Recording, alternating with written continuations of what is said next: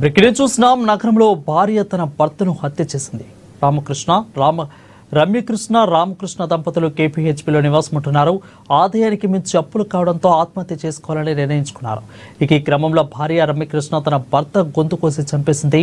తర్వాత తాను కూడా గొంతు కోసుకుంది. చుట్టుపక్కల ఉన్నవారు గమనించి పోలీసులకు సమాచారం అందించారు.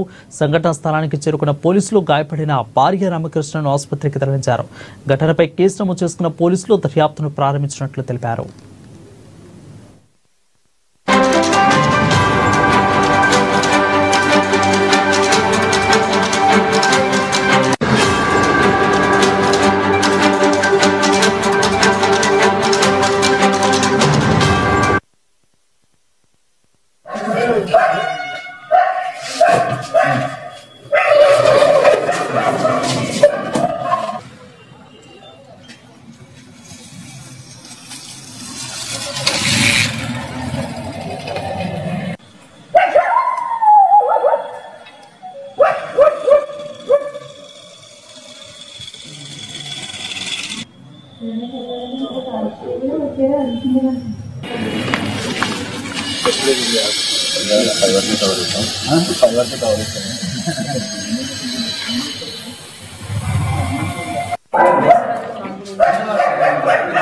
porque